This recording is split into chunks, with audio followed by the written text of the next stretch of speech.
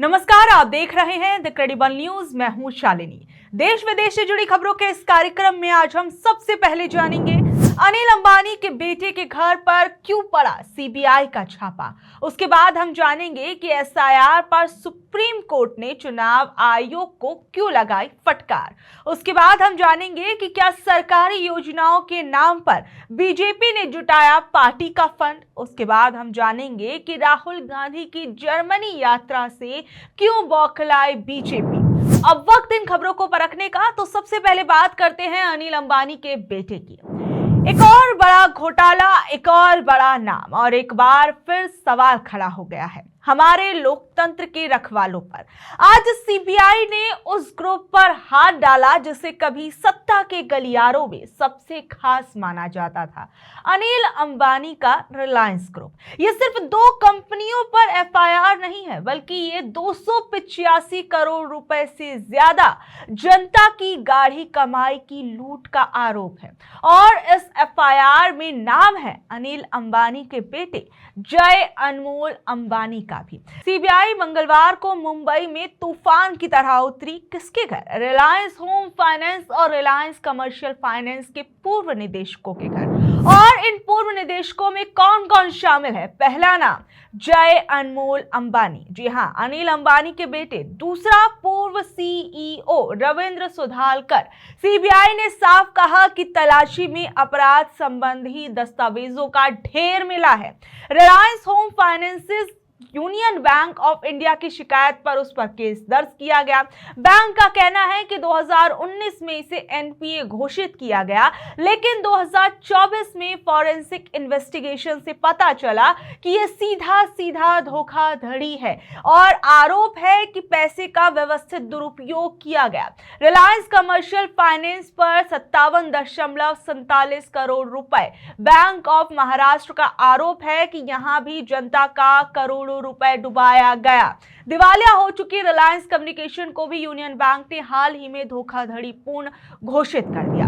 मुकेश अंबानी के छोटे भाई अनिल अंबानी, जिन्हें कभी प्रधानमंत्री नरेंद्र मोदी का करीबी माना जाता था, आज उनके ग्रुप पर धोखाधड़ी के गंभीर आरोप लग रहे हैं। एक समय था जब रिलायंस कम्युनिकेशंस को बचाने के लिए सरकारी नीतियों में बदलाव की बात होती थी, और आज इन कंपनियों के ऋण खाते फ्रॉड घोषित हो रहे हैं। क्या ये सिर्फ सरकारी जांच एजेंसियों की कार्रवाई है या डूबती नैया से पल्ला झाड़ने की कोशिश की जा रही है? अब आता है सबसे बड़ा सवाल। ये बड़े बड़े उद्योगपति जब सत्ता के इतने करीब होते हैं, जब करोड़ों की धोखाधड़ी के आरोप लगते हैं, तो क्या हमारे लोकतंत्र के रखवाले आंख मूंद लेते हैं? और ये सिर्फ सीबीआई की जांच नहीं है, ये उस पूरे सिस्टम की इन्वेस्टिगेशन है जो इन कंपनियों को लोन देता रहा और इन्हें पालता रहा और इनके खातों को फ्रॉड घोषित होने से लंबे समय तक बचाता रहा।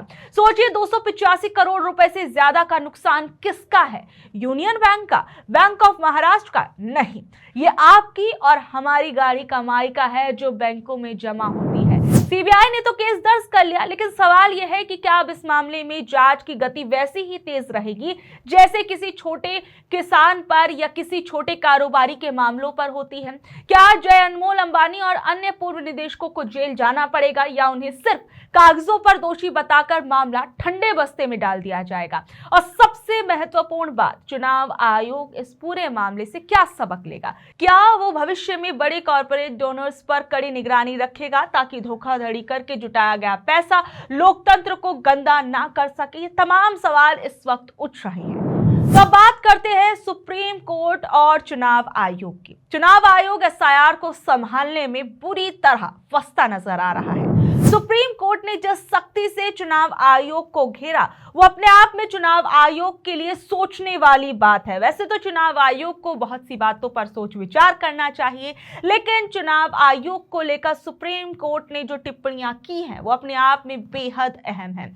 कोर्ट ने कहा है कि अलग अलग राज्यों में बीएलओ को धमकाया जा रहा है, उनके काम में रुकावटें डाली जा रही हैं और राज्य सरकारें सहयोग नहीं कर रही हैं, और ये सब मिलकर एसआईआर को अराजक दिशा में ढकेल सकता है। सीजेआई सूर्यकांत ने साफ वार्निंग दी कि ऐसे मामलों को हमारे सामने लाओ, वरना हालात बिगड़ेंगे। और ये सीधा सीधा चुनाव आयोग पर उंगली उठाता है कि वो जमीनी स्तर पर हो रही गड़बड़ियों को ना रोक पा रहा है, ना रिपोर्ट कर पा रहा है। सुनवाई के दौरान एक और बड़ा सवाल उठा कि क्या चुनाव आयोग नागरिकता पर संदेह की जांच कर सकता है। याचिकाकर्ताओं ने कहा था कि इलेक्शन कमीशन का यह अधिकार नहीं है, जबकि कोर्ट ने कहा कि अगर कोई संदिग्ध व्यक्ति वर्षों से देश में रह रहा है तो क्या इलेक्शन कमीशन को आंख बंद कर उसे वोटर लिस्ट में रखना चाहिए। देखिए, कोर्ट का यह सवाल इलेक्शन कमीशन की सीमाओं और जिम्मेदारियों दोनों पर दोबारा से सोचने की जरूरत को दिखाता है। वहीं एसआईआर के दौरान वोटर लिस्ट पर नागरिकता साबित करने का दबाव डालना भी कोर्ट को अत्यधिक चिंताजनक लगा। इधर संसद के अंदर भी आज चुनाव आयोग पर कई सवालों की बौछारें हुई। लोकसभा में चुनाव सुधारों पर चल रही बहस में कल राहुल गांधी ने सीधा आरोप लगाया कि बीजेपी और चुनाव आयोग मिलकर वोट चोरी कर रहे हैं। समाजवादी पार्टी ने कहा कि सरकार एसआईआर के जरिए एनआरसी की जमीन तैयार कर रही है, जबकि बीजेपी सांसद कंगना रनौत ईवीएम के बचाव में उतरती हुई नजर आई और बोली कि मोदी ईवीएम नहीं दिलों को हैक कर रहे हैं। राज्यसभा में वंदे मातरम की चर्चा के बीच कांग्रेस ने बीजेपी पर इतिहास को तोड़ मरोड़ कर पेश करने का आरोप लगाया। यानी एक तरफ सुप्रीम कोर्ट ईसीआई की कार्यप्रणाली पर सवाल उठा रहा है, वहीं दूसरी तरफ संसद में उसे राजनीतिक आरोपों से घेरा जा रहा है। एसआईआर जो वोटर लिस्ट सुधारने का अभियान है, अब चुनाव आयोग की क्षमता, उसकी संवैधानिक सीमाओं और उसकी निष्पक्षता तीनों पर राष्ट्रव्यापी प्रश्न खड़े कर रहा है। और अगर आयोग ने समय रहते हालात नहीं संभाले तो जैसा कोर्ट ने कहा कि अराजकता फैलने में देर नहीं लगेगी। अब वही बात करते हैं आरटीआई से हुए एक बड़े खुलासे के बारे में। बीजेपी पर यह बड़ा आरोप लगा है कि उसने स्वच्छ भारत, बेटी बचाओ, बेटी पढ़ाओ और किसान सेवा जैसी सरकारी योजनाओं के नाम पर जनता से चंदा इकट्ठा किया, जबकि इन योजनाओं के लिए केंद्र सरकार की कोई अनुमति ही नहीं थी। यह खुलासा तब हुआ जब चेन्नई के वरिष्ठ पत्रकार BR अरविंदाक्षन ने आरटीआई लगाई। आरटीआई जवाबों से ये साफ हो गया कि जिन मंत्रालयों की योजनाएं हैं, जल शक्ति मंत्रालय, महिला एवं बाल विकास मंत्रालय और कृषि मंत्रालय, तीनों ने कहा कि किसी ऐप या पार्टी को इन योजनाओं के नाम पर डोनेशन लेने की अनुमति दी ही नहीं गई थी। यानी जनता से कहा कुछ और गया और पैसा गया कहीं और, सीधे बीजेपी के केंद्रीय कार्यालयों की रसीद पर। यह मामला और चौंकाता है क्योंकि बीजेपी ने दिसंबर 2021 से फरवरी 2022 के बीच माइक्रो डोनेशन अभियान चलाया था और प्रधानमंत्री नरेंद्र मोदी खुद इस अभियान का प्रचार कर रहे थे। उन्होंने ट्वीट करके दान किया और बाकी लोगों से भी अपील की थी। इस वजह से लाखों लोग ये समझकर दान कर बैठे कि उनका पैसा सरकारी योजनाओं में जा रहा है। लेकिन सच तो यह है कि ना तो पीएमओ को इस ऐप के बारे में पता था, ना किसी सरकारी रिकॉर्ड में इसका नाम था। पीएमओ ने लिखकर कहा कि प्रधानमंत्री के नाम से कोई भी आधिकारिक ऐप नहीं है। मतलब जिस ऐप पर सरकारी योजनाओं के नाम दिख रहे थे वो असल में एक निजी पार्टी का ऐप था, लेकिन आम लोगों को लगा कि वो सरकार का प्लेटफॉर्म है। सबसे बड़ा सवाल तो यही है कि आखिर में झूठ कौन बोल रहा है। जहां एक तरफ इस वेबसाइट पर न जाने कितने लोगों ने पैसा दान किया और इस चंदे का अता पता नहीं है, वहीं दूसरी ओर अब ये सवाल उठ रहा है कि क्या इस पूरे मामले की जांच की जाएगी या फिर इस मामले को झटपट करके ठंडे बस्ते में डाल दिया जाएगा, क्योंकि सरकारी योजनाओं के नाम पर चंदा इकट्ठा करना भारतीय नागरिकों को गुमराह करने का मामला है और ये बड़े पैमाने पर गलत बयानी भी है।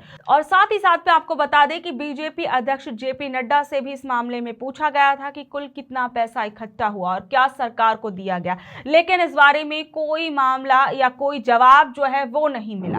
राहुल गांधी की जर्मनी यात्रा को लेकर बीजेपी ने संसद में बड़ा हंगामा मचा दिया, लेकिन इसी बहस में एक और बड़ा सवाल खुद सरकार के दरवाजे पर दस्तक दे रहा है कि आखिर विपक्ष के नेता की विदेश यात्रा पर बीजेपी इतना शोर क्यों मचा रही है, जबकि इसी सरकार ने कुछ हफ्ते पहले रूस से आए राष्ट्रपति पुतिन से मिलने जा रहे भारत के विपक्ष के नेताओं को रोक दिया था। और इसे लेकर राहुल गांधी ने भी सवाल उठाया था कि क्यों आखिर में एलओपी को रूस के राष्ट्रपति राष्ट्रपति से मिलने नहीं दिया जा रहा है और आखिर सरकार इतनी इनसिक्योर जो है वो नजर क्यों आ रही। तो अब सबसे बड़ा सवाल यह है कि जब विदेश में विपक्षी नेता जाएं तब राष्ट्रीय हित खतरे में क्यों पड़ जाता है। वहीं विपक्षी नेता जर्मनी में एनआरआई सम्मेलन में जाए तो बीजेपी इसे पर्यटन पार्टी और भारत को बदनाम करने का दौरा क्यों बता रही है।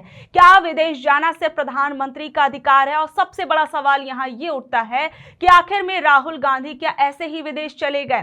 क्या राहुल गांधी को विदेश जाने के लिए जो वीजा लगता है क्या वो भारत सरकार से अप्रूव नहीं हुआ होगा। तो आखिर में बीजेपी ये तमाशा क्यों कर रही है। क्या संसद के अंदर एसआईआर जैसे मुद्दों से ध्यान भटकाने के लिए ये तमाम तरह के मुद्दों को बीजेपी अब उठाने की कोशिश कर रही है ताकि जो मूल सवाल है उस पर सवाल ही ना उठाया जा सके, ना पूछा जा सके। बीजेपी के नेता शहजाद पूनावाला ने राहुल गांधी को लीडर ऑफ टूरिज्म बता दिया। कंगना रनौत ने कहा कि उनमें कोई सार नहीं, लेकिन कांग्रेस ने तुरंत पलटवार किया। प्रियंका गांधी ने कहा कि जब पीएम मोदी अपना आधा समय विदेश में बिताते हैं तब बीजेपी को कोई परेशानी नहीं होती। फिर विपक्ष के नेता की एक यात्रा पर इतना बवाल क्यों हो रहा है। यानी संसद में असली बहस चुनाव सुधारों और एसआईआर, ईवीएम और वोटर लिस्ट पर होनी थी, पर बीजेपी ने पूरा मुद्दा बदलकर राहुल गांधी की फ्लाइट, उनके होटल और इन तमाम चीजों पर लाकर रख दिया। जबकि जर्मनी यात्रा का एजेंडा जो है वो साफ है कि आईओसी के कार्यक्रम में प्रवासी भारतीयों से राहुल गांधी संवाद करेंगे, एनआरआई मुद्दों पर चर्चा करेंगे और कांग्रेस जो है इससे अपना इंटरनेशनल नेटवर्क मजबूत करने की कोशिश करेगी। लेकिन सरकार की दिक्कत यह है कि जब भी राहुल विदेश जाते हैं बीजेपी के राजनीतिक घरेलू मुद्दों से तुरंत भटककर राहुल कहां गए पर अटक जाती है। ऐसा लगता है जैसे विपक्ष का विदेश जाना भी सरकार की अनुमति पर निर्भर है और ये विरोधाभास सबसे तीखा है। एक तरफ सरकार विपक्ष को विदेशी नेताओं से मिलने से रोकती है, दूसरी तरफ वहीं बीजेपी संसद में खड़ी होकर कहती है कि राहुल विदेश क्यों जा रहे हैं। आखिर ये तय कौन करेगा कि विपक्ष को विदेश जाने का अधिकार है या नहीं, बीजेपी या संविधान। यही वजह है कि ये विवाद टूरिज्म नहीं बल्कि सरकार की दोहरी राजनीति का आईना सा बनता हुआ नजर आ रहा है। तो बहरहाल ये थी आज की खबरें। कल शाम 7:30 बजे फिर हाजिर होंगी अगली खबरों के साथ। अगर आपको आज की खबर अच्छी लगी, जानकारी भरी लगी तो इसे अपने दोस्तों रिश्तेदारों से शेयर कर ले। कल तक के लिए नमस्कार, शब्बा खैर, गुड नाइट।